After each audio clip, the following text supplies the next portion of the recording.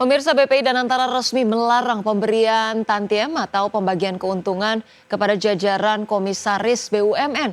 Kebijakan ini membuat BUMN dapat menghemat hingga 8 triliun rupiah.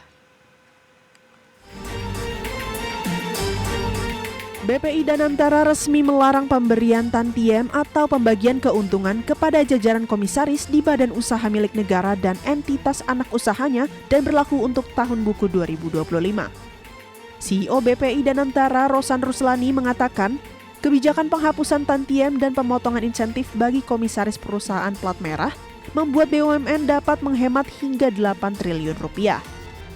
Rosan memastikan kebijakan ini sudah melalui beberapa kajian dan telah dilaporkan kepada Presiden Prabowo Subianto dalam sidang Kabinet Paripurna. Jadi kita melakukan, kan sebelum itu kita melakukan kajian lengkap juga kan sebelum kita keluarkan itu. Jadi ini kajiannya sebelumnya sudah saya berikan, tapi tadi karena ada sidang untuk Paripurna ya kita bawa lagi ya untuk kita kasih tahu bahwa penghematannya itu dari yang kita lakukan itu konservatifly sekitar 8 triliun per tahun.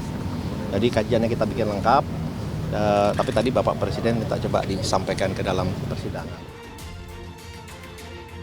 Rosan memastikan kebijakan ini dilakukan agar pemberian insentif bagi direksi sepenuhnya didasarkan pada capaian kinerja operasional serta laporan keuangan yang mencerminkan kondisi sesungguhnya perusahaan. Jakarta, Tim Liputan IDX Channel. Pemirsa, pemerintah terus menjaga tren pertumbuhan ekonomi di angka 5% dengan memprioritaskan penguatan daya beli masyarakat.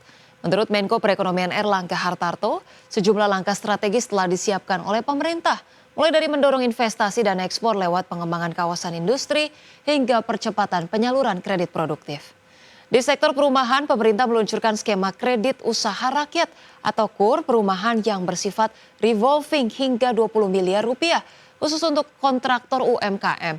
Insentif PPN DTP untuk pembelian rumah hingga 2 miliar rupiah juga akan tetap diberlakukan hingga akhir tahun. Pemerintah juga telah menyiapkan sejumlah kebijakan penunjang jelang Natal dan Tahun Baru, termasuk mendorong sektor padat karya agar meningkatkan produksi di akhir tahun. Untuk semester 2, pemerintah perlu mendorong konsumsi rumah tangga dan daya beli agar pertumbuhan bisa terjaga. Dan beberapa program unggulan yang sedang didorong, antara lain tentunya mendorong investasi dan ekspor melalui kawasan, kemudian juga implementasi daripada kredit, kalau untuk perumahan ada FLPP, kemudian juga baru diluncurkan KUR perumahan. KUR perumahan itu kreditnya bersifat revolving dengan 5 miliar bisa di-revolve 4 kali, sehingga bisa disiapkan sampai dengan 20 miliar. Nah, itu untuk mendorong sektor konstruksi dan itu melibatkan hanya konstruktur kontraktor yang UMKM. Kemudian pemerintah juga melanjutkan PPN DTP yang 100% itu sampai dengan akhir tahun ini. Dan itu untuk pemilikan perumahan. Pemirsa, Asosiasi Pengelola Pusat Belanja Indonesia bersama dengan Kementerian Perdagangan akan memberikan diskon hingga 80% di 400 pusat perbelanjaan. Kegiatan ini diharapkan dapat meningkatkan daya beli masyarakat.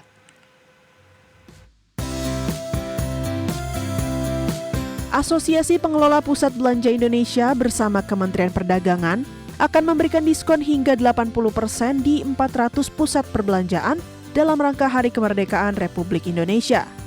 Ketua Umum APPBI Alfonsus Wijaya berharap rangkaian kegiatan Indonesia Shopping Festival 2025 ini dapat meningkatkan daya beli masyarakat, sehingga memperpendek low season yang terjadi. Rangkaian yang diinisiasi 3 asosiasi ini juga sebagai bentuk kado bagi masyarakat pada momen kemerdekaan Republik Indonesia. Kita sedang berada di fase low season kedua. Yang pertama itu setelah Ramadan Idul Fitri, kita masuk low season pertama, fase pertama, kemudian naik sedikit setelah libur sekolah. Setelah libur sekolah kita masuk lagi, sebetulnya ini fase low season kedua sampai nanti menjelang Natal dan Tahun Baru. Nah, acara-acara seperti ini, khususnya di bidang promo belanja, dimaksudkan juga untuk memperpendek low season tadi.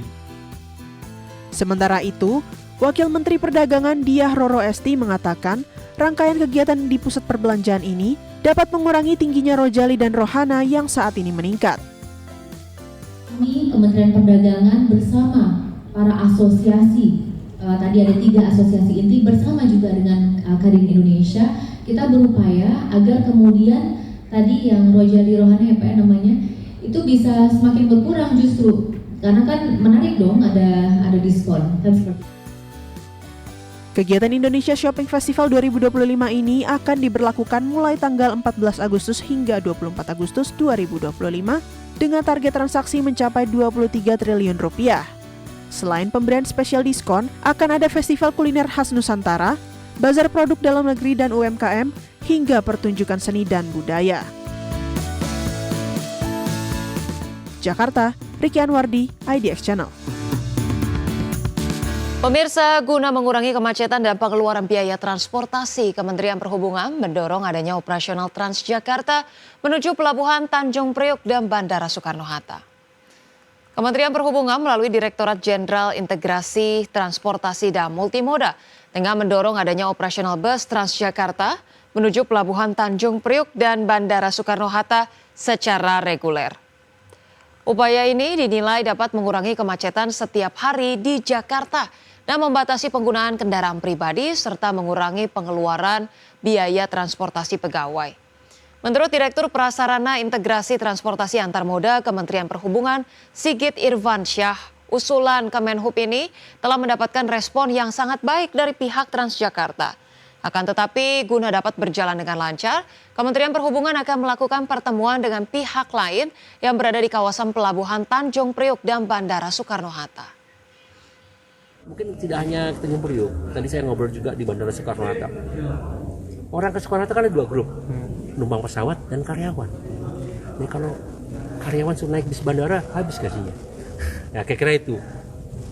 Kalau Transjakarta welcome bisa masuk ke bandara, dia mau. Damri sih. Damri kan bis bandara. Mahal saya. Kalau ibu sebagai karyawan bisa, ibu sebagai karyawan 1 hari 160.000 buat ongkos bu. Bayar makan, gajinya mesti berapa kerja di bandara bu? Kira-kira kan seperti itu. Pemirsa, PT Wijaya Karya Persero Tbk atau Wika resmi mengangkat Sumadi sebagai Direktur Keuangan. Penetapan ini disahkan dalam rapat umum pemegang saham luar biasa atau RUPSLB di Jakarta Rabu 6 Agustus 2025. Sebelumnya posisi tersebut kosong sejak ditinggal Adityo Kusumo yang kini menjabat sebagai Direktur Keuangan dan Investasi. Adapun Sumadi bukan nama baru di Wika. Ia pernah menjabat sebagai Direktur Manajemen Risiko dan Hukum dan juga sempat memegang berbagai jabatan keuangan strategis lainnya di lingkungan Wika. Dalam rapat tersebut, RUPSLB juga memangkas 2 posisi Direktur Operasi menjadi 1. Perubahan ini dinilai sebagai strategi memperkuat manajemen perusahaan menghadapi berbagai tantangan bisnis. Selain itu, rapat juga menyetujui perubahan aturan dana pensiun perusahaan.